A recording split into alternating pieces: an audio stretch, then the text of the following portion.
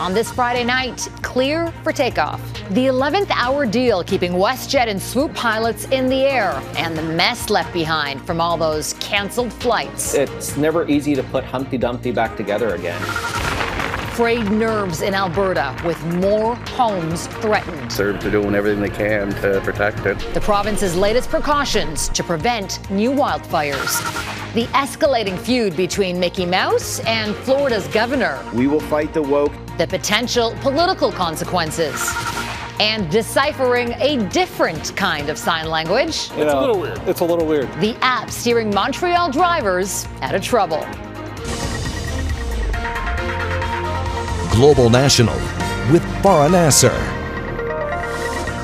Good evening, and thank you for joining us. Some welcome news for travelers heading into this long weekend. WestJet and its pilots reached a late-night tentative agreement, something that seemed unlikely 24 hours ago. And though it stopped full-blown travel turmoil for customers, many are still not as relaxed as they'd like to be this Friday. This man trying to get home to BC sums up the experience. It's a trip from hell. There were many, many thousands of people. This has screwed up people's lives big time. You know, it was just a long, super 20-hour day. That's not what I signed up for. Not what he signed up for, but what he and so many others received. As Mike Drolet reports in our top story tonight, it could be days before WestJet's flights are back on schedule.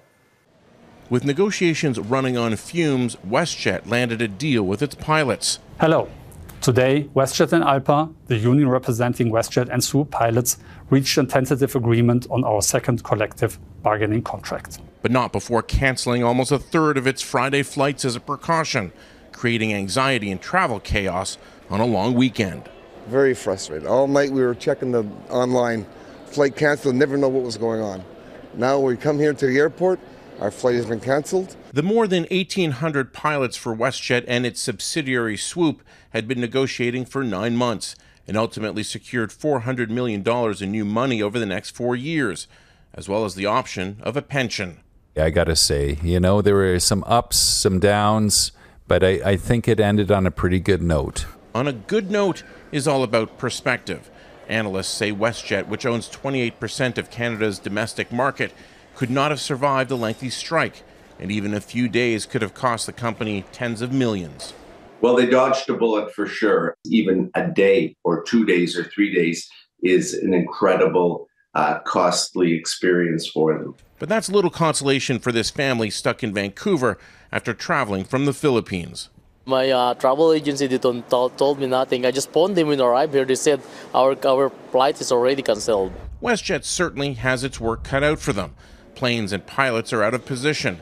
Cleaning it all up could take until the middle of next week. It's never easy to put Humpty Dumpty back together again. So they now, in front of them, have a bunch of pieces that don't fit together that they have to reassemble so that they've got that jigsaw puzzle back together. One of the biggest pieces will take time to fix: its reputation. I would probably not use WestJet again unless I really had to. I will look elsewhere from now on. Mike Drolet, Global News, Toronto. The G7 Leaders Summit kicked off today in Japan. The world's 7 richest democracies, including Canada, announced new sanctions on Russia, as well as more funding to protect against nuclear weapons. In a symbolic gesture, the group paid respect to victims of the 1945 atomic bombing of Hiroshima. As Mackenzie Gray reports, nuclear disarmament and the war in Ukraine are expected to dominate the agenda throughout the weekend. A stark reminder of the catastrophic costs of war. World leaders laying wreaths at Hiroshima's Peace Park, in the shadow of the only building to survive the first atomic blast. Particularly touching because it's in your hometown, but also a place of tremendous significance as a warning to us all. Japan is hoping to use the memory of the 140,000 people who died from the explosion to promote arms control and to send a message to Vladimir Putin. Don't use a nuclear weapon in Ukraine. Nuclear weapons and proliferation is not just an abstract threat. It's a very real one. The Prime Minister also focused on Russia. Canada's announcing more than 70 new sanctions on entities and individuals complicit in the military actions against Ukraine, but also people who are complicit in the human rights violations. The G7 countries saying they'll support Ukraine for as long as it takes, as they all announced additional sanctions. But what Volodymyr Zelenskyy really wants is weapons. The Ukrainian president asking for air defense systems and long-range missiles, a well-received request. We are working hard to get Ukraine what they need, more weapons, more ammunition, and faster. Zelenskyy was scheduled to join the G7 virtually, but in a last-second twist, he'll now fly to Hiroshima to participate in person, where he'll likely ask G7 guests like India and Brazil, who've been reluctant to support Kyiv, for aid, and request Western governments send him fighter jets. They're kind of next on the list after tanks and rockets and all kinds of systems have been provided. So I think it's very highly likely that the U.S. would provide approval. Supporting Ukraine is likely the easy part of the summit, with the leaders now set to tackle how to handle China. And while there's an agreement around the table on the threat that Beijing poses, there isn't consensus on how to address it. Mackenzie Gray, Global News, Hiroshima, Japan. And before heading to Japan, Zelenskyy made a surprise stop in Saudi Arabia. He addressed leaders at the Arab League summit with a personal appeal to broaden support for Ukraine beyond Western allies. Russia has stepped up long-range attacks this month. Overnight, another wave of new strikes, with troops setting fire to several buildings in Zelenskyy's hometown. Crystal Goomansingh reports on Ukraine's desperate plea for more help. A noble call to all of you to help protect our people, including Ukrainian Muslim community. A tailored message to the Arab League, a mix of leaders who, as oil-producing nations, have ties with Russia, but have supported Ukraine at the UN General Assembly. The Prime Minister of Iraq was personally invited to visit Ukraine by Volodymyr Zelenskyy. In February, Iraq voted in favor of a UN General Assembly motion calling on Russia to end the war. A year earlier, it abstained. Ukraine's bid for new friends comes as the Russian defense minister reportedly visited a command post on Russian-controlled Ukrainian territory. The Russian Federation released these images, saying the medal ceremony took place in Zaporizhzhia. Shot indoors in a bunker-like setting, Global News is not able to confirm the location nor the date of the video. Ukraine claims it is making progress south and north of Bakhmut, reclaiming land meter by meter. Russian forces are mostly confined to the city, over which it has near total control. Ukraine estimates the entire front line of the war stretches over 3,700 kilometers, explaining why Zelenskyy is on an in-person tour for support and weapons. We have less air power. We do not possess numerous killer drones that Iran supplies to Russia. We do not have that much artillery, but we do stay strong. Day 450 of the full invasion brings more Russian missile strikes. The air defense system is helping to keep those in the capital safer, but Zelenskyy says more defensive weapons are needed. Crystal Goomansingh, Global News, London. And another notable guest at the Arab League summit, Syrian President Bashar al-Assad, who was invited for the first time in 13 years. Assad received a warm welcome from Arab leaders after being shunned because of his brutal crackdown on civilians in a civil war that killed more than 300,000 people. In 2011, Syria was suspended from the League and isolated by most of the region. Saudi Arabia, which had supported groups fighting Assad's rule, slowly warmed up to him when he secured his grip on power. That's despite objections from the West and many Syrians who see him as a war criminal. In his speech, Assad called the summit a historic opportunity to address crises in the region without foreign interference. More than 10,000 people are still out of their homes in Alberta and beyond tonight, as nearly 100 wildfires burn. But there is hope on the horizon, as more crews from the Yukon and the United States are expected to arrive in the coming days to help the fight. As Neetu Garcha reports, residents are trying to make the best out of a bad situation. This Fox Creek family finding moments of normalcy as they spend a second week out of their home. Waiting on more word with how everything is going there. First responders have been keeping us updated. He's among hundreds still in nearby Whitecourt who are trying to stay positive as flames get closer to their homes. Nervous about our house, our job. On Thursday, officials said shifting fire behavior led to the closure of this section of Highway 43. Just a few hours before the flames jumped the highway. Now, despite this highway closure, some drivers chose to stay back and wait it out, with few options for alternate routes. It's understandable, there's fires everywhere. We're going to an oil field camp that needs power, so we have parts to fix everything and we're just trying to get up there so they have power. Jacqueline Larocque is among thousands displaced by a wildfire near Hay River, Northwest Territories. She's trying to get to her family members in Grand Prairie.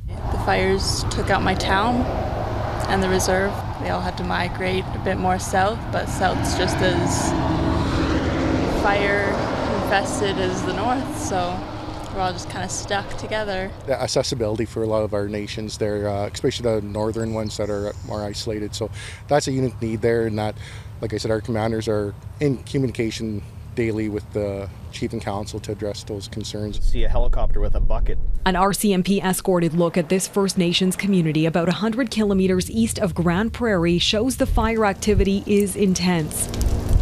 On Friday, Sturgeon Lake Cree Nation extended its state of emergency and says more support may be needed from the federal and provincial governments. Chief Sheldon Sunshine has been making daily visits and says all agencies are working hard to save the remaining homes. We made the quick call with the council. They said, let's evacuate everybody.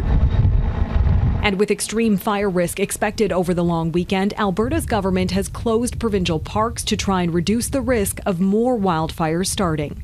Neetu Garcha, Global News. There appears to be some progress in negotiations about the Stellantis electric vehicle battery plant in Windsor, Ontario. Now, Ontario Premier Doug Ford is making this promise. I will confirm we're putting more money on the table there. This is all about saving jobs and giving people the quality of life they deserve in southwestern Ontario. Ford did not confirm an amount. Earlier this week, Stellantis stopped construction over concerns the federal government has not delivered what was agreed to. Prime Minister Justin Trudeau and Premier Ford had originally pledged up to $1 billion for the battery plant. The $5 billion facility is one of the biggest automotive investments in Canadian history. Princess Anne is in Atlantic Canada to mark the 175th anniversary of the country's oldest regiment, of which she is the Colonel-in-Chief. The sister of King Charles arrived in Moncton, where she laid a wreath at the RCMP Memorial. She's here until Sunday and will meet with regiment members, past and present, attend a concert, parade, and a gala dinner. Dramatic rescues in Italy. Coming up, the efforts to save people trapped by floodwaters.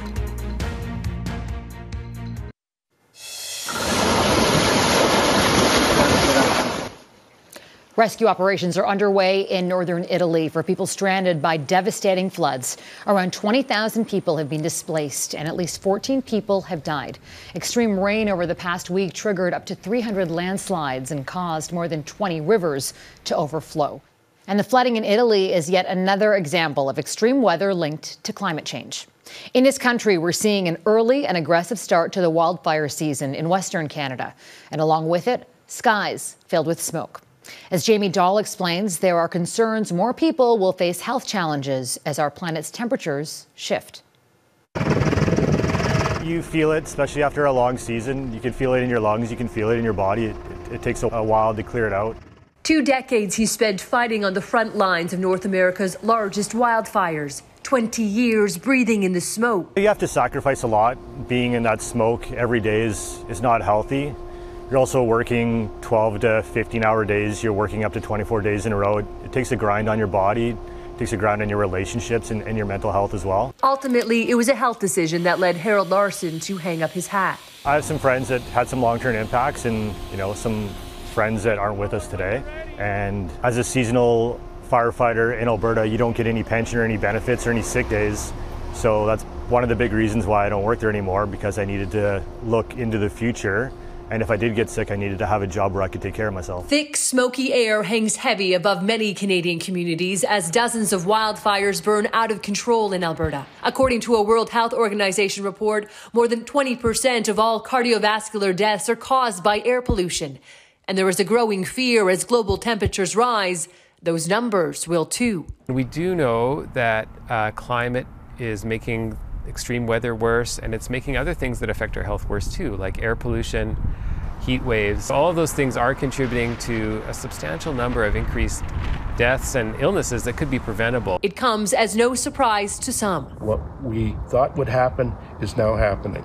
Climate change is here, and it's affecting us, and it will affect our physical and mental health for decades to come. Sanford says not only are people at higher risk for disease and heat exhaustion, but evacuations, loss of homes, and smoky skies take a toll on people's emotional well-being.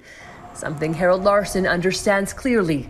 His thoughts with those still putting out the fires. They might have a long road ahead of them, but it will eventually end.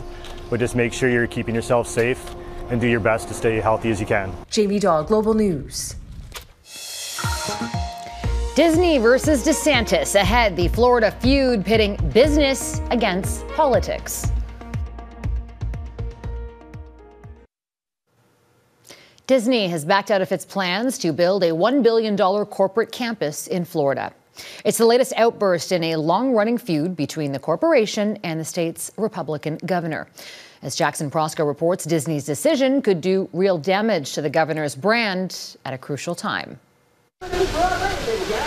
Without naming Florida's governor, Disney dropped a bombshell as it pulled the plug on a $1 billion corporate campus near Orlando, scrubbing plans to relocate 2,000 high-paying jobs to the state. It's a missed opportunity for us. Officially, Disney blamed changing business conditions, but there was no missing the message. The move seemed timed to strike at the presidential ambitions of Republican Governor Ron DeSantis, who's set to launch his bid for the White House as soon as next week. We will fight the woke in the legislature. We will fight the woke in corporate America. We will never, ever surrender to the woke mob. Under DeSantis, Florida has leaned heavily into the culture wars.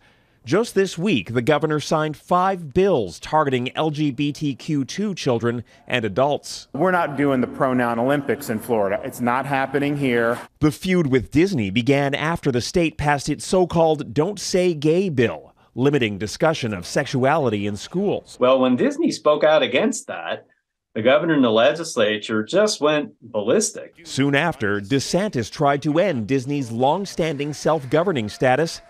Disney responded by suing, alleging a targeted campaign of government harassment. You know, in the history of American politics, there have been many efforts to punish corporations and individuals for things they have said that trouble whoever is in charge. It has seldom been done so inartfully and so obviously. For Disney to walk away from a mega development now could signal to voters DeSantis' policies are too extreme for the mainstream. There have been a number of Republicans who might run against him that are beginning to highlight this and say this really is anti-business and this is not conservative. But in the business of Republican politics, where DeSantis faces a tough battle against former President Donald Trump, going toe-to-toe over issues of inclusivity could be the boost that makes him the party's nominee. Jackson Prosco, Global News, Washington. Another big step announced today in NASA's Artemis program, the program that will eventually see humans back on the surface of the moon. NASA granted Jeff Bezos' company Blue Origin a $3.4 billion U.S. contract to develop a lunar lander. The craft will transport 4 astronauts to the moon's surface and is set to be used in the 2029 Artemis 5 mission.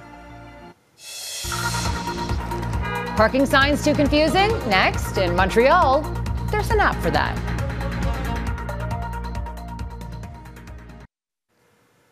We have artificial intelligence to help drive cars, but what about parking? A Quebec company released an app that uses AI to help drivers decipher parking rules in Montreal.